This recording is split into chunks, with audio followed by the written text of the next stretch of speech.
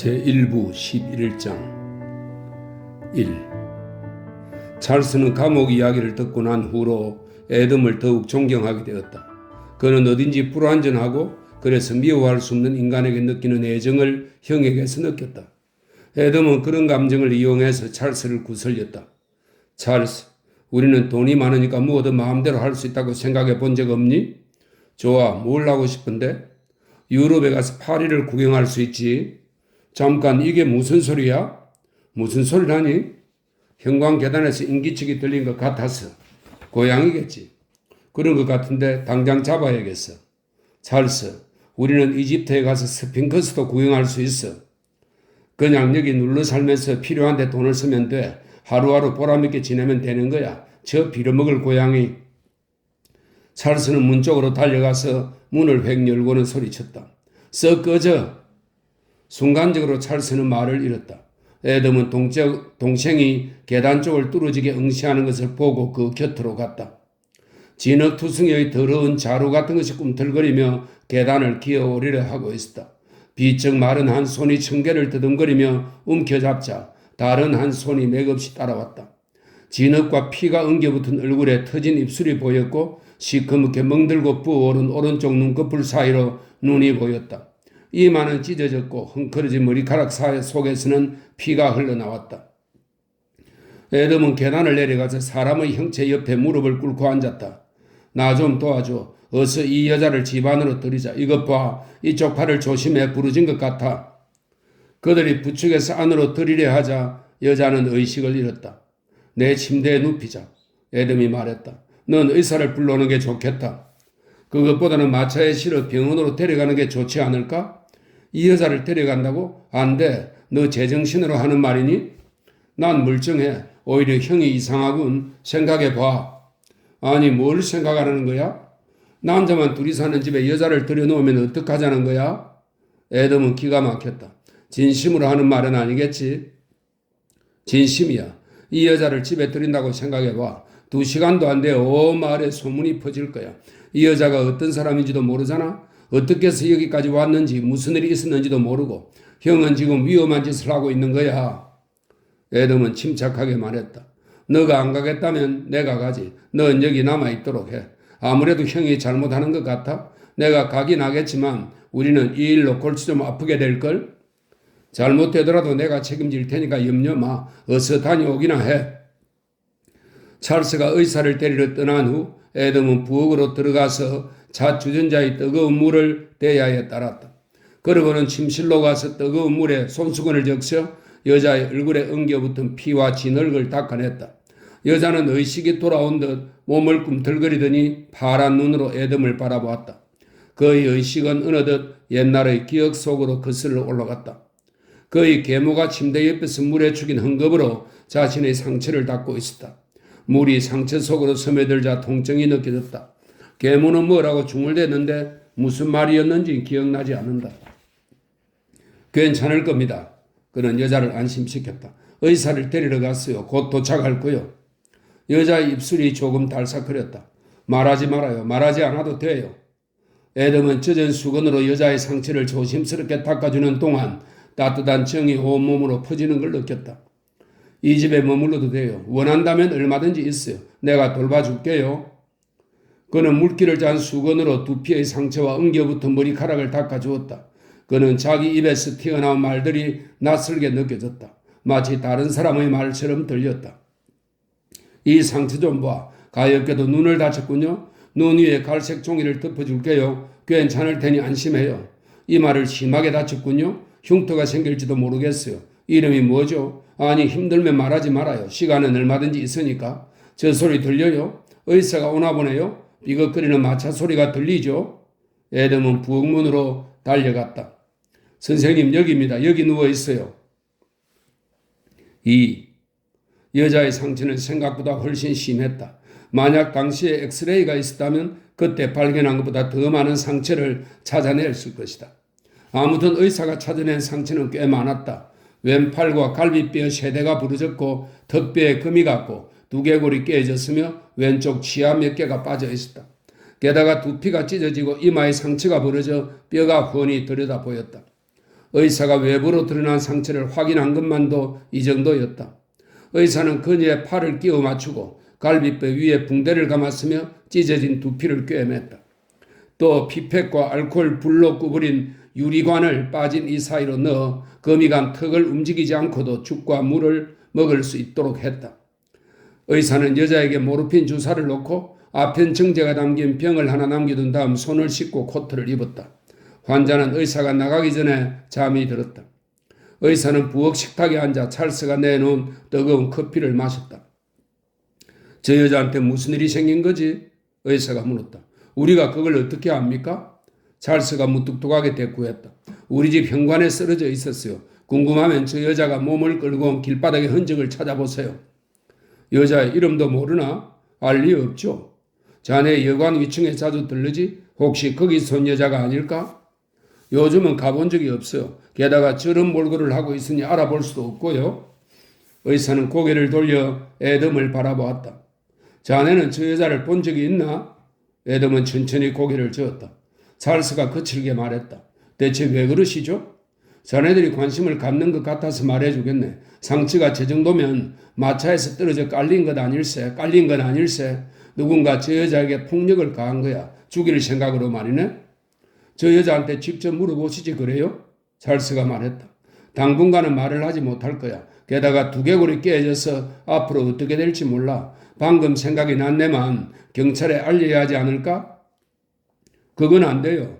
애덤이 갑작스럽게 소리를 치자 두 사람은 그를 바라보았다. 혼자 있도록 내버려 둬요. 충분히 쉬도록 말입니다. 누가 저 여자를 돌볼 건가? 제가 하겠습니다. 애덤이 말했다. 형, 내 말 좀 들어봐. 찰스가 말했다. 넌 참견하지 마. 이 집은 형의 집이면서 내 집이기도 해. 그럼 나보고 나가라는 거냐? 그런 뜻으로 한 얘기가 아니잖아. 좋아. 저 여자를 내보내면 나도 나가겠어. 의사가 끼어들었다. 진정들 하게. 자네는 왜 저 여자에게 그렇게 관심이 많나? 다친 개라도 집에 들어오면 내쫓지 말아야 하잖아요. 그렇게 흥분하지 말게. 숨기는 거라도 있는 건가? 어젯밤에 외출을 했나? 혹시 자네가 그런 짓을 한 건가? 형은 어젯밤에 집에 있었어요. 기차 화통처럼 요란하게 코를 골면서 잤죠. 찰스가 말했다. 저 여자를 이곳에 두면 왜 안 된다는 겁니까? 회복할 때까지 놔두고 싶어요. 애덤이 말했다. 의사가 일어나서 손을 들며 말했다. 애덤, 자네 아버지와 난 오랜 친구였네. 나는 어느 누구보다도 자네와 자네 가족을 잘 알지. 자네가 어리석은 사람이 아닌 줄로 아는데 왜 뻔한 걸 분별하지 못하는지 이해가 안 되네. 누군가가 저 여자를 죽이려고 한 것은 확실해. 그러니 경찰에 신고하지 않으면 난 법을 어기게 되는 걸세. 그런 일이 들어있었지만 이번만은 결코 그냥 넘길 수 없네. 그렇다면 신고하세요. 하지만 저 여자가 회복될 때까지는 괴롭히지 말라고 하세요. 환자를 괴롭히게 놔두는 건 의사가 할 짓이 아니네. 아직도 저 여자를 이 집에 두고 싶나? 그렇습니다. 알다가도 모를 일이군. 난 내일 다시 오겠네. 저 여자는 한동안 잘 거야. 깨어나서 뭘 찾으면 튜브로 물과 따뜻한 죽을 먹이도록 하게. 의사는 뚜벅뚜벅 걸어나갔다. 찰스는 형을 보며 말했다. 형, 대체 왜 그러는 거야?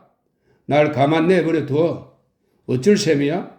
가만 내버려 두라고. 내 말 안 들려? 나 혼자 있게 그냥 내버려 둬. 피려먹을. 찰스는 마루바닥에 침을 탁 뱉고 초조한 그런거리로 일하러 나갔다.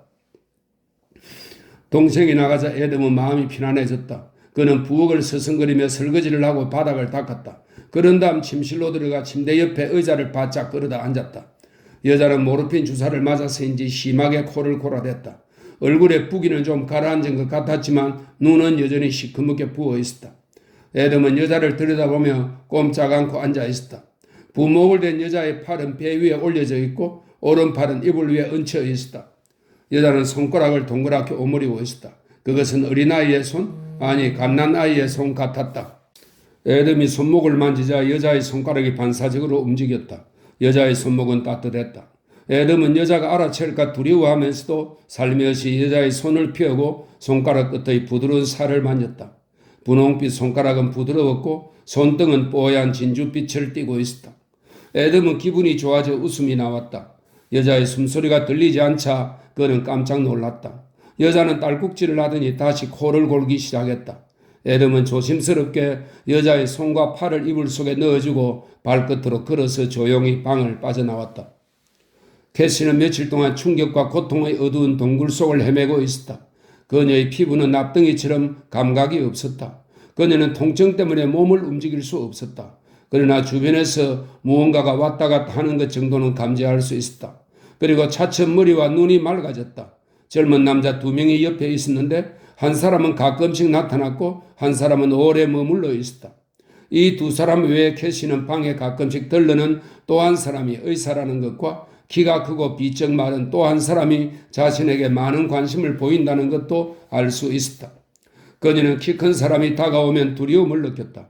어쩌면 그녀는 마치 주사를 맞고 잠이 든 동안에도 무언가가 마음에 걸려 두려워하고 있었는지 모른다.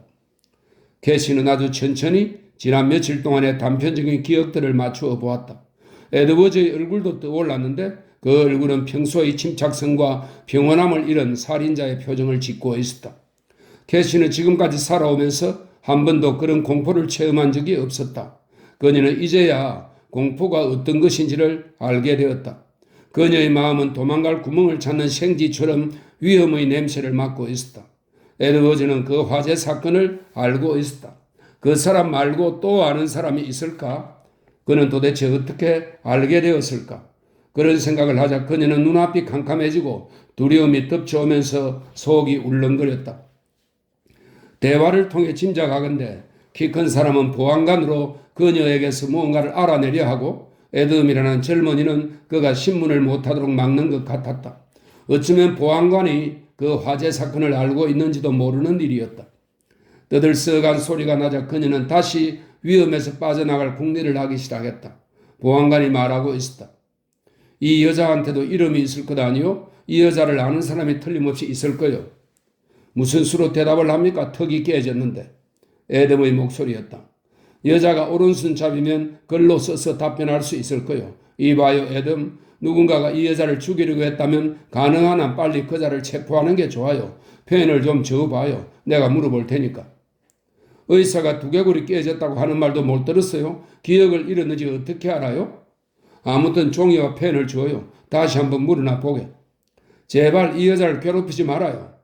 피를 먹을 형, 도대체 왜 그러는 거야? 어서 종이와 펜을 갖다 드리란 말이야. 또 다른 젊은 남자의 목소리였다. 왜 그래? 마치 형이 저 여자를 저렇게 만들어 놓은 것 같잖아. 어서 펜을 드려. 세 남자가 다시 조용히 침실로 들어왔을 때 그녀는 눈을 감고 있었다. 잠들었어요. 에덤이 조용히 말했다. 그녀는 눈을 뜨고 그들을 쳐다보았다. 키 큰 남자가 침대 옆으로 다가왔다. 이봐요 아가씨. 괴롭히려는 건 아니요. 나는 보안관입니다.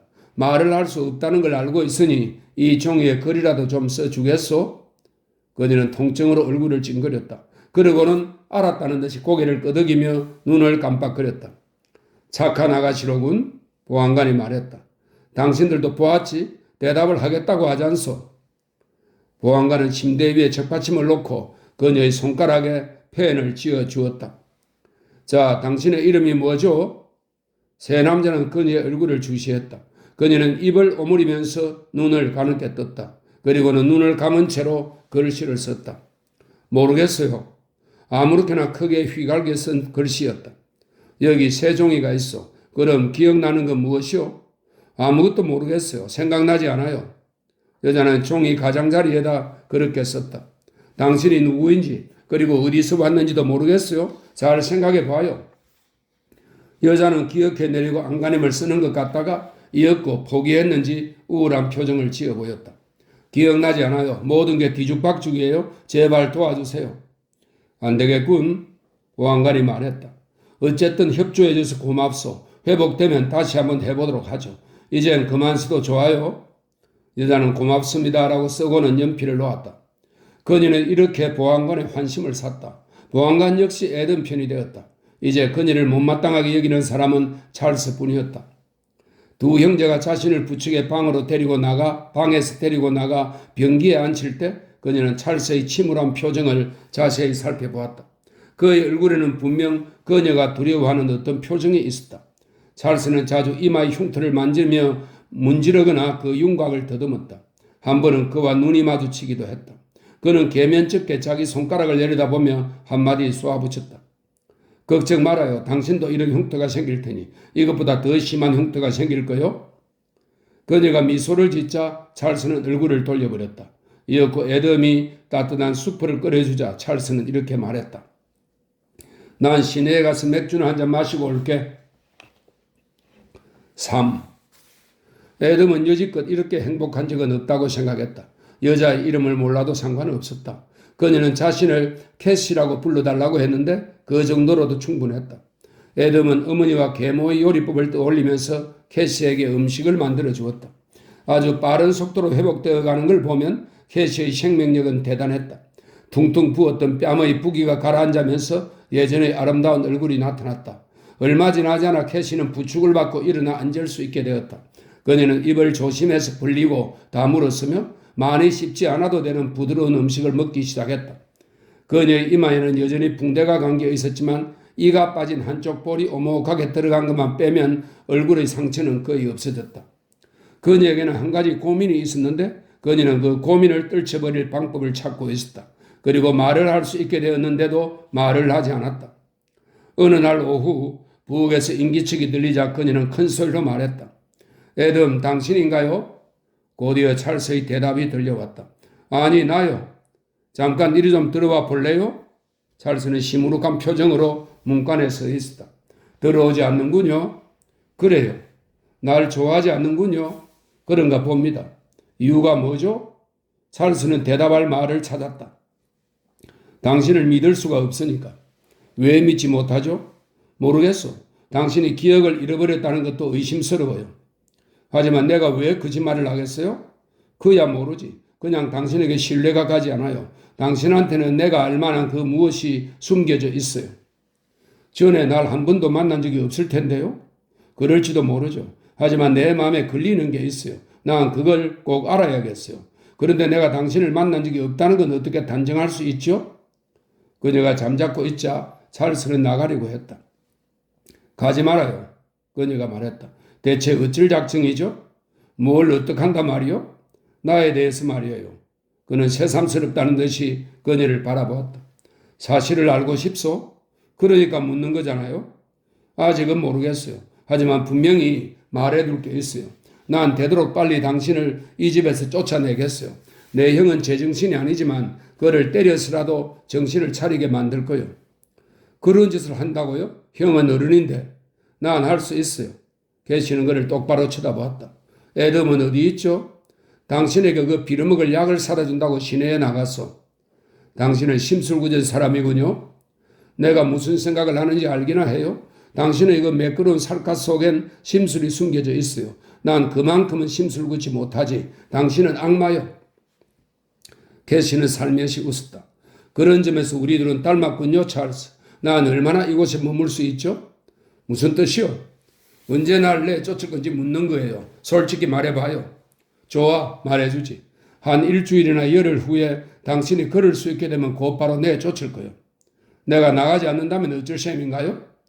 그는 당장 싸움이라도 할 듯한 표정으로 그녀를 날카롭게 쏘아보았다.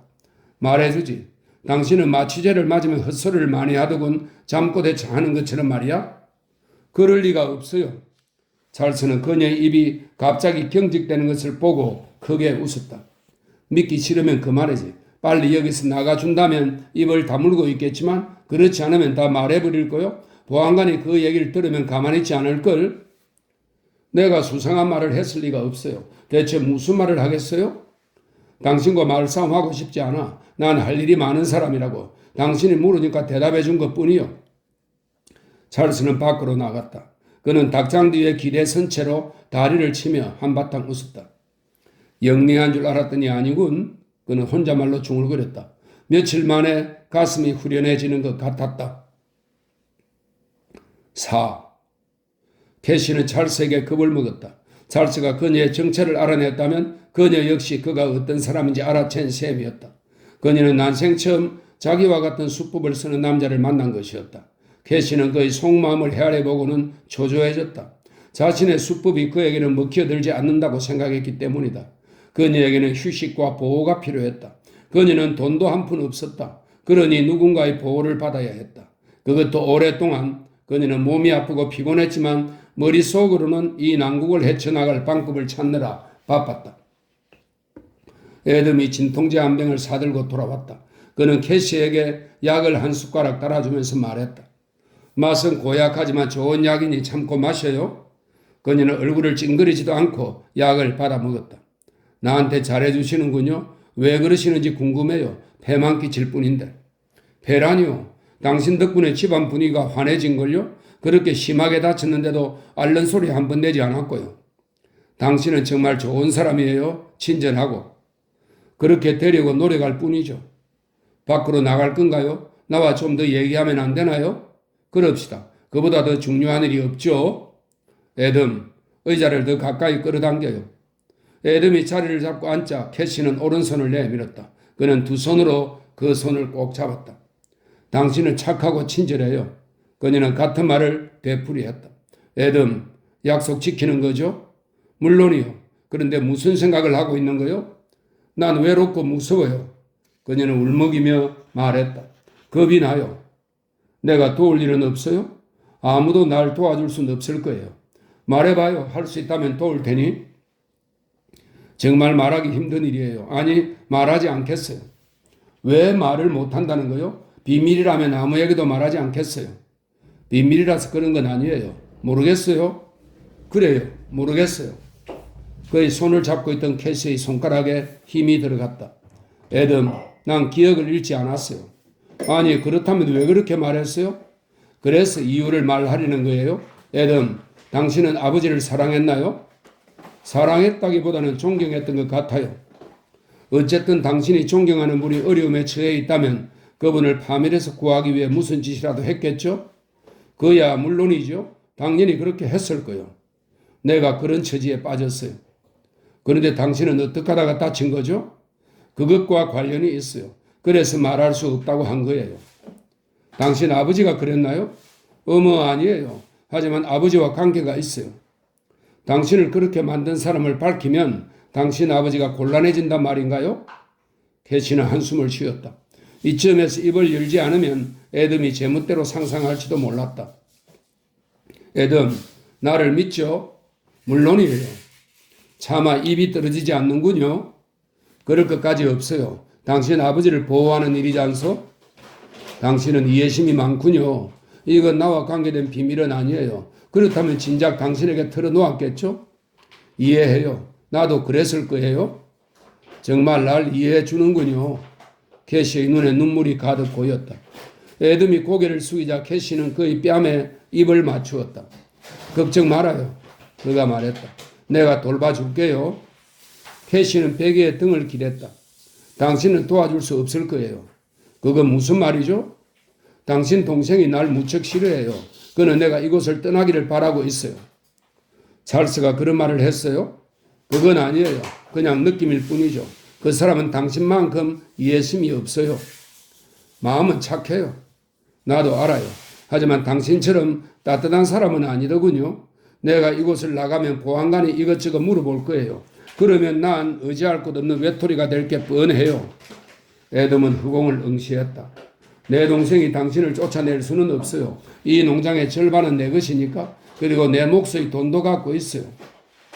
당신 동생이 나가라고 하면 그럴 수밖에 없어요.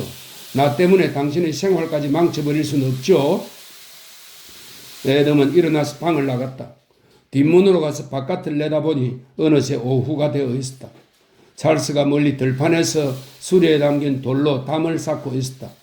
에덤은 하늘을 올려다 보았다. 동쪽에서 한 무더기의 구름이 밀려오고 있었다. 그는 깊이 한숨을 내쉬었는데 그 숨결이 가슴 속에서 묘한 흥분을 일으켰다. 순간 갑자기 귀가 밝아지면서 닭들의 울음소리와 함께 동풍이 땅바닥을 스치는 소리가 들렸다. 길바닥을 타는 말 발굽 소리와 멀리서 이웃 사람이 흙간 지붕을 이으면서 나무를 두드리는 소리도 들렸다. 이었고 이 모든 소리가 한데 어우러져 음악처럼 들리기 시작했다. 눈도 밝아져서 오후의 노란 햇살 속에 우뚝 선 울타리와 담장과 흙간이 마치 그림처럼 조화를 이루었다. 이 세상 모든 것이 다르게 보였다. 한 무리의 참새가 먼지를 일으키며 내려앉아 먹이를 쪼아 먹다가 다시 햇빛 속에 나부끼는 잿빛 스카프처럼 날아갔다. 에돔은 다시 동생을 바라보며 시간 가는 것도 잊고 한참이나 문간에 서 있었다. 그러나 그리 오랜 시간이 지난 것은 아니었다. 찰스는 여전히 큰 돌과 씨름하고 있었고 에돔 역시 방금 들이신 숨을 채 내뱉지 않은 상태였다. 문득 그는 기쁨과 슬픔이 하나로 녹아드는 것을 느꼈다. 용기와 두려움도 하나가 되었다. 그는 자신도 모르게 콧노래를 흥얼거리기 시작했다. 그는 부엌을 지나 문간으로 돌아와서 캐시를 바라보았다. 캐시는 가녀린 미소를 지어 보였다. 꼭 어린애 같군, 의지할 데 없는 가여운 아이 같아. 그런 생각을 하니 사랑이 파도처럼 그의 가슴 속에서 출렁거렸다. 나와 결혼해 주겠어요? 에돔이 물었다. 캐시는 얼굴이 굳어지면서 주먹진 손을 부들부들 떨었다. 지금 대답하지 않아도 돼요. 에돔이 말했다. 잘 생각해봐요. 나와 결혼하면 평생 당신을 보호해 주겠어요. 어느 누구도 당신을 해치지 못하게 할게요. 캐시는 곧 침착해졌다. 이리 와요, 에돔. 여기 앉아요. 손을 이리 줘요. 좋아요. 됐어요. 그녀는 에돔의 손을 자기 뺨에 갖다 대고 울먹이며 말했다. 오, 에돔. 당신은 줄곧 나를 믿어주었어요. 내 부탁 한 가지 들어줄래요? 당신이 내게 한 말을 동생에게는 비밀로 해줘요. 네? 내가 청혼한 일 말이요? 내가 청혼해서는 안 된다는 말인가요? 그런 뜻이 아니에요. 오늘 밤에 생각해 보고 싶었어요. 아마 하룻밤만으로는 안 될지도 몰라요. 내게 생각할 시간을 주는 거죠? 그녀는 에돔의 손을 자기 머리에 갖다 댔다. 당장 결정할 수 없다는 걸 당신도 알죠? 시간이 필요해요. 내 청혼을 받아들일지를 생각해 본다는 거요? 에돔, 제발 혼자 생각하게 해줘요. 부탁이에요. 에돔은 미소를 짓고 있었지만 불안한 마음으로 말했다. 너무 오래 끌지 말아요. 나는 지금 나무를 너무 높이 타고 올라가서 내려올 수 없는 고양이 신세니까. 생각할 시간을 줘요, 에돔. 당신은 친절한 사람이잖아요. 에돔은 밖으로 나갔다. 캐시는 침대에서 일어나 비틀거리며 화장대 쪽으로 걸어갔다. 그러고는 몸을 앞으로 내밀어 거울 속에 얼굴을 들여다보았다. 이마에는 아직도 붕대가 감겨 있었다. 붕대의 한쪽 끝을 살짝 들추자 끔찍한 상처가 보였다. 캐시는 에돔이 청혼하기 전부터 그와 결혼하려고 결심하고 있었다. 그녀는 세상이 무서웠다. 그래서 누군가의 보호와 돈이 필요했다. 에돔은 그 두 가지를 모두 줄 수 있는 사람이었다. 결혼은 하고 싶지 않았지만 당분간 은신처 역할을 해줄 터였다. 다만 한 가지 마음에 걸리는 것은 에돔은 진심으로 자신을 사랑하고 있다는 점이었다. 하지만 그녀는 에돔에게 아무런 감정이 없었다. 지금까지 어느 누구도 사랑해보지 못했기 때문에 그런 감정을 이해할 수 없었다. 그녀는 에드워즈라는 사람에게 무척 놀란 상태였다. 그는 난생 처음 그녀로 하여금 상황을 처리할 능력을 잃어버리게 만들었다. 그녀는 다시는 그런 일이 일어나지 않도록 하겠다고 스스로에게 다짐했다. 찰스가 뭐라고 할지 상상해보니 웃음이 나왔다. 그녀는 찰스에게서 동료의식을 느꼈다. 그래서 찰스가 자신에 대해 품고 있는 의심에 대해서는 걱정하지 않았다. 5. 에돔이 가까이 다가오자 찰스는 허리를 펴고 일어섰다. 그는 손을 펴서 등의 근육을 주물렀다. 제기랄, 무슨 돌이 이렇게 많은 거야? 찰스가 말했다. 함께 군대 생활을 한 친구에게 들었는데 캘리포니아에는 계곡이 수십 킬로미터나 계속 뻗어 있대. 그런데 그곳엔 돌멩이 하나 없다는 거야. 작은 조약돌도 귀할 정도래. 그렇다면 다른 게 있을 테지. 에돔의 말에 찰스가 대꾸했다. 결점이 없는 농장은 없어. 중서부에는 메뚜기 떼가 극성을 부리고 또 어떤 곳에서는 태풍 때문에 골치를 썩지. 그에 비하면 돌 좀 있는 건 문제도 아니지, 알겠어? 너의 말이 맞다. 내가 좀 도와줄까? 듣던 중 반가운 소리군. 난 형이 여생을 방 안에 틀어박혀서 저 여자의 손만 붙들고 지낼 줄 알았지. 그런데 저 여자는 언제까지 있을 작정이래? 에돔은 청혼했다는 이야기를 하려고 했으나 찰스의 빈정거리는 말투에 마음이 바뀌었다. 그런데 말이야, 찰스가 말했다. 좀 전에 알렉스 플랫이 다녀갔는데 그에게 무슨 일이 생겼는지 알아? 글쎄 큰 횡재를 했대? 그게 무슨 소리니? 알렉스네 삼나무 숲 알지? 바로 그 변두리 길 말이야? 나도 알아. 그게 어쨌다는 거야? 알렉스가 토끼 사냥을 하러 삼나무 숲과 돌담 사이길로 들어갔다가 남자의 옷가지가 담긴 가방을 발견했대.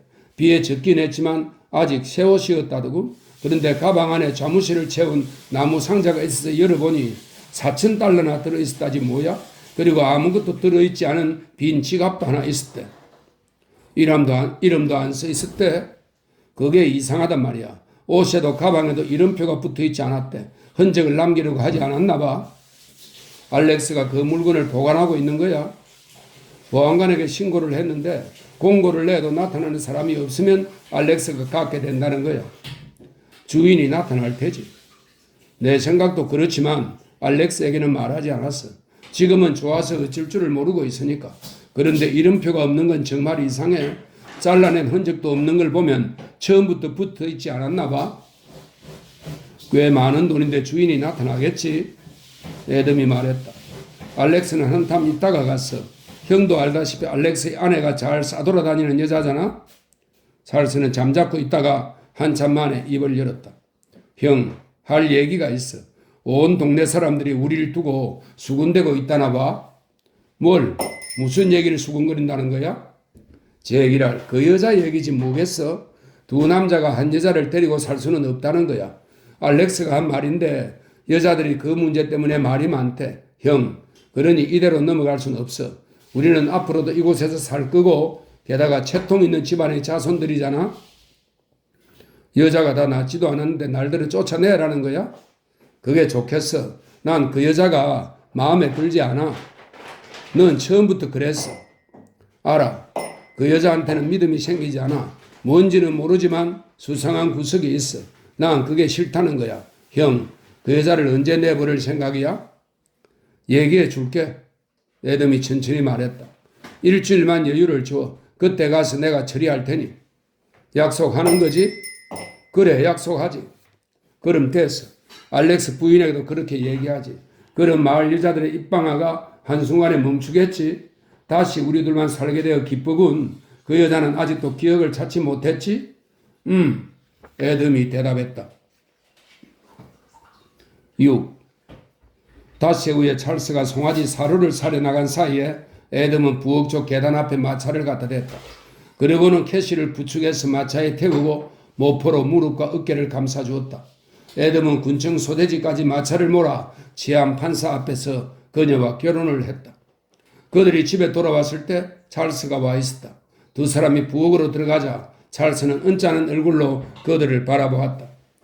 난 형이 이 여자를 기차에 태워 보내려고 나간 줄 알았어. 우리 결혼했다. 애덤이 짤막하게 말했다. 캐시는 찰스를 보고 웃었다. 뭐라고? 왜 그런 짓을 했지? 왜? 결혼하면 안 된다는 법이라도 있니? 캐시는 얼른 침실로 들어가 문을 닫았다. 찰스가 사납게 고함을 지르기 시작했다. 저 여자는 질이 나빠. 창녀란 말이야. 찰스, 잘 들어도 저 여자는 창녀야. 난 저런 여자는 눈꽃만큼도 믿지 않아. 질 나쁜 걸레 같은 여자야. 찰스, 그만두지 못하겠니? 그만두라니까. 내 아내에 대해 함부로 입 놀리지 마. 아내는 무슨 아내야? 뒷골목의 암고양이만도 못한 여자인데. 애덤은 침착하게 말했다. 너 질투하는구나? 너가 캐시와 결혼하고 싶었나 보군? 바보 같은 소리 작작해. 내가 질투를 한다고? 저런 여자와는 한 지붕 밑에서 살고 싶지 않아. 애덤은 담담했다. 함께 살 필요 없다. 난 떠날 거야. 원한다면 내 몫의 땅을 너가 사도 좋아. 거름 농장은 너희 차지지. 넌 항상 그렇게 되길 원했잖아. 넌 천년만년 여기서 살 수 있을 거다. 찰스의 목소리는 가라앉아 있었다. 형, 저 여자를 내보내면 안 되겠어? 제발 저 여자를 단념해. 저 여자는 형을 만신창이로 만들어 놓을 거야. 형을 파멸시킬 거란 말이야. 형을 망칠 거라고. 너가 뭘 한다고 그런 소리를 해? 찰스는 크게 실망한 눈치였다. 좋아, 그만두자고. 그는 더 이상 입을 열지 않았다. 애덤은 캐시에게 저녁 식사를 하러 나오라고 말하지 않았다. 그는 접시 2개의 음식을 담아 침실로 들어가서 그녀 옆에 앉았다. 여길 떠납시다. 그가 말했다. 내가 떠나겠어요. 제발 날 보내줘요. 나 때문에 당신이 동생을 미워하는 건 원하지 않아요. 찰스가 왜 날 미워하는지 모르겠어요. 질투하는 것 같아요. 캐시의 눈이 가늘어졌다. 질투라고요? 내가 보기엔 그래요. 아무튼 걱정할 것 없어요. 우리가 나가면 그만이니까 캘리포니아로 떠납시다. 캐시가 나직하게 말했다. 난 캘리포니아에는 가고 싶지 않아요. 당신이 몰라서 그렇지 거긴 아주 좋은 곳이요. 항상 태양이 빛나고 아름다운 곳이지. 그래도 거긴 가기 싫어요. 캐시, 당신은 내 아내요. 애덤이 상냥하게 말했다. 나와 함께 가주었으면 좋겠어. 그녀는 입을 다문 채 아무 말도 하지 않았다. 그때 찰스가 문을 쾅 닫고 나가는 소리가 들리자 애덤이 말했다. 찰스는 바람이라도 쏘이는 게 나을 거요. 한잔하면 마음이 풀어지겠지. 캐시는 조용히 자기 손가락을 내려다 보았다. 애덤, 내가 다 나을 때까지는 아내 노릇을 못할 거예요? 알고 있어요. 나도 이해해요. 그때까지 기다리겠어요. 그래도 내 곁에 있어줘요. 찰스가 무서워요. 그는 날 너무 미워해요. 내 간이 침대를 여기에 갖다 놓을게요. 겁이 나면 언제든 날 부를 수 있게 말이요. 손을 뻗어 나를 건드리기만 하면 돼요. 당신은 정말 좋은 사람이에요. 우리 차나 한잔 할까요? 그래요. 나도 한잔 마시고 싶군요. 애덤은 김이 모락모락 피어오르는 잔을 가져다 놓은 다음 설탕을 가지러 다시 나갔다. 그는 돌아와서 캐시의 침대 옆에 앉았다. 차가 좀 진하군. 너무 진하지 않아요? 난 진한 게 좋아요. 애덤은 찻잔을 다 비우고 나서 말했다. 차 맛이 이상하지 않아요? 맛이 이상한 걸? 캐시는 얼른 손을 입으로 가져가며 말했다.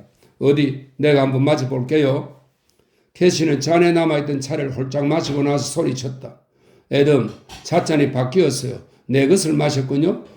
그 차에 내 약을 탔어요. 애덤은 입술을 핥았다.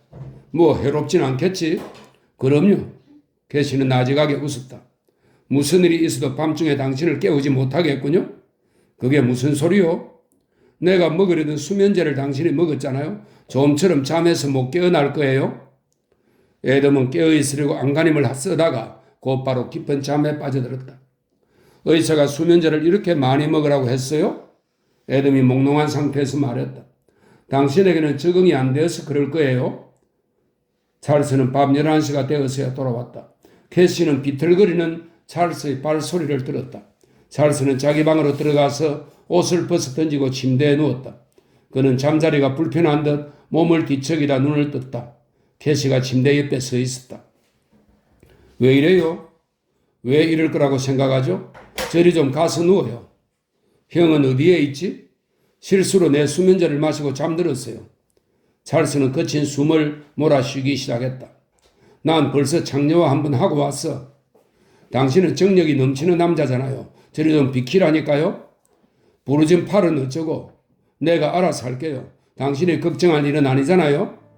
찰스는 갑자기 웃음을 터뜨렸다. 불쌍한 인간. 찰스는 그렇게 중얼거리고는 이불을 젖히고 그녀를 맞아들였다.